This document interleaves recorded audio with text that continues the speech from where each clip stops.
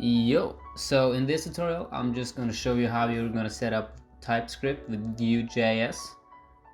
It's really simple, so you can just start with opening your terminal. Then if you don't have Vue CLI installed already, you're going to type npm install-g at vue/cli and hit enter. So yeah, this is probably going to take a while, so this is a perfect timing for you to go grab a cup of coffee or whatever you like. So I'm just gonna let this go.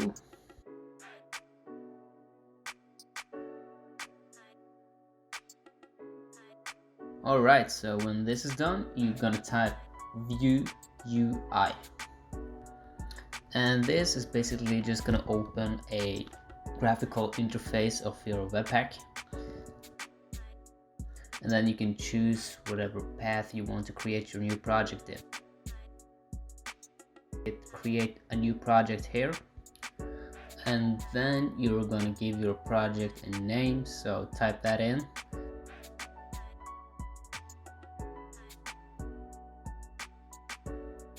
And then you're gonna select your project manager, so I'm gonna use npm, you choose whatever you like.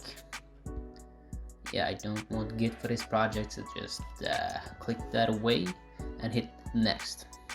And then you're gonna want to select manual, and here you can select whatever features you want for your project. So we're gonna head over here and click TypeScript, router, and vuejs. We're gonna select the CSS preprocessor and hit next.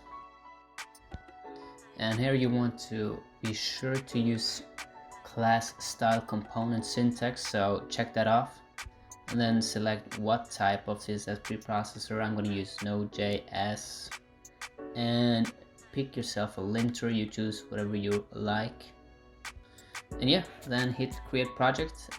Here you could save these settings as a preset if you'd like. We're just gonna continue without saving, and yeah, then your project will start running. So yeah, just wait till this is finished. You can see that the terminal is actually doing the task in the background. So yeah, just wait this out, and once this is done, you can simply just open the project in your code editor. Yeah, and simply open your project, and let's go into component. Let's see, and here you can see that the TypeScript is applied. So yeah, now you can just start adding types to your JavaScript. So let's give it a test. Let's create age, and you see you can give it a type. I'm gonna give it a number, and yeah, just create a method to print out that variable to test it out for real. And yeah, we're gonna return this number, and yeah, you can see no errors, and we have a type. So this would be give us an error if the type wasn't a number. So yeah, let's just print that out.